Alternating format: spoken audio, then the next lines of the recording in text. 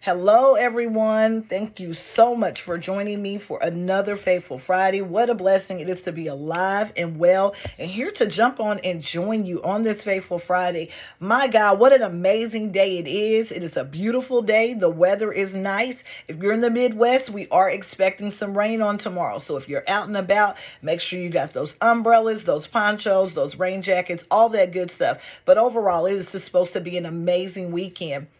We are officially wrapping up not just another week, but another month. For some reason, May was a long one. It was full of ups, downs, and a lot of breaking news. It was quite a bit to take in, but we made it. And for that, I am grateful. This week started off on such a high, especially coming off of such an eventful weekend and an extended disconnect, which I was happy for. I'm not going to complain. I immediately got back to commanding my morning because it is so easy to get distracted and undisciplined during disconnects. It really is. And in this season of my life, hopefully in this season of your life, it is imperative that we remain laser focused. I was immediately intrigued as I began my week of study about spiritual superhighways. Spiritual superhighways are our thoughts. And this is where we pick up our thoughts. This is where we pick up inspiration. Often we think inspirational thoughts just appear out of thin air, and they don't. They are literally circulating in the realm of the spirit. This week for me, I had to place an intense focus on just watching out for circumstances that will cause me to feel helpless and make me feel like I'm not equipped to take care of them. God desires for us to rise up in the potential that He has placed inside of us. And you have to know that you can do all things through Christ who strengthens you. So remember that He is your present help and you can do all things through God. We have to use a variety of strategies. We have to seek God for strategies to make our days more productive. We have to discern strategies that are needed for the season in which we're in. I often have to remind myself that what is ahead of me is so much better than what's behind me. God isn't going to take me somewhere worse than I've already been. So I have to keep hope alive. I have to continue to shift the atmosphere. I ask that you would continue to shift the atmosphere. This is the season to eliminate distractions and breakthrough. And we've talked about it. Summer can become distracting because there is so much to get involved in. We have to realize that the power of our words, and I do mean all of our words, they do shape our realities. We have to declare a shift in our spiritual climate by, making sure that we're tuning in with God, that we're making God first. We have to declare a shift in our economic climate. That means you tell yourself, I'm not going to continue to struggle. I'm not going to continue to barely make it by. We have to declare a shift in our home environment. We have to declare that we will have peace in our home by asking God to let no hurt, harm, or danger come upon it. We have to declare a ministry shift. And that just means despite what's going on in the world, you're going to choose to focus on God and what He has promised. And we also have to declare a shift in our workplace environment. What does that mean? We do what we can do and we let God take care of the rest, because one of my main prayers is, God, please make me efficient in those things that even I don't understand, even I don't know how to do. Send forth the resources that can help me. It was through online ministry this week that I tuned into Pastor Mike from Rock City, in which he talked about applying pressure. And I felt like it was right in line with what God had been dealing with me specifically about getting more discipline and just, seeking breakthrough and saying what I really want to see. The power of my words have to be intentional. Pastor Mike talked about, not allowing things to get our attention this year that's going to waste our time. It has to be about something. That means eliminating the small talk and ridding ourselves of just pacifying those in our life that continue to cycle through the same foolishness, and think that we're only being a good friend when we lend our ears and our time to it.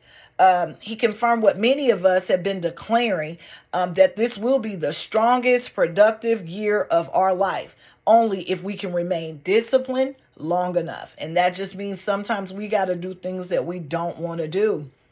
I rid myself of the term busy quite some time ago because I literally hate to hear busy. You hear so many people say, "What have you been doing?" I've been busy, because busy doesn't equal progress. Productive equals progress. I have continued to petition God to send people in my life that are going to keep me locked in. They're going to keep me accountable. They're going to remind me to do those things that I said that I would do.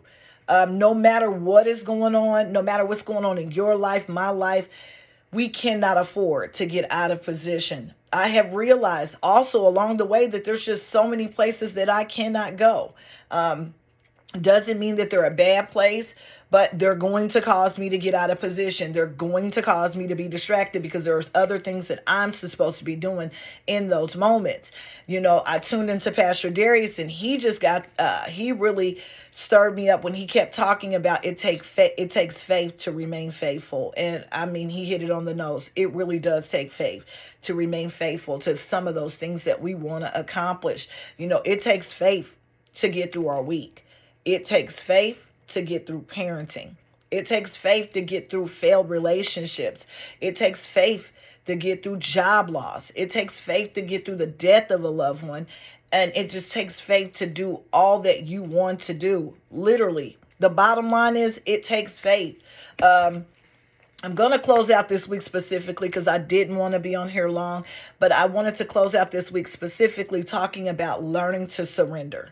Just learning to surrender. We have to surrender ourselves to God's word, to God's will, doing it his way in the way that it's supposed to be done. We need to be careful that what we want to see happen, that we're surrendering ourselves to what is written in the word. We cannot speak one way in prayer and another way in our day-to-day life, or else it's going to cause casual doubt and negativity and unbelief. And that's not going to help us to stand in what we are standing in faith to see happen. This week for me was truly about, seeing things for the season that I'm in and staying grounded and not getting caught up in things that are taking place around me and in the world. Because there's a lot going on. It was about being a light even in the midst of darkness. Because sometimes we know that there can be days that are just, daunting, and we can want to lose hope. It was a good week indeed. And I saw God open doors that my eyes couldn't even imagine. And this was a product of literally speaking those things that I desired to see. It's the disconnect, y'all. As I say every week, do something this week. This disconnect that your future self will thank you for. And that's even if it's just getting some rest. If you're looking for the guys, you will catch us back at Garfield Park Farmers Market tomorrow from 9 a.m. to 12:30 p.m. So come out if you need to be sauced, and we always have barbecue treats. But yeah, my shirt today said, if it doesn't make me happy, I don't want it. And you guys notice I wear a lot of motivational tees on my video because I am surrounding myself by those things that I want to speak into existence, that I want to see be manifested in my life. But it's going to be a good weekend, y'all. Get you some rest. Get ahead of the game if there's some things that you need to do. As for me, you know the drill. As I always say, let your light shine. I don't care where you're at. I don't care how anyone feels about it. Let your light shine. Why? Because your transparency is leading to so many others being transformed. I hope you guys all have a great disconnect, and I will talk to you soon.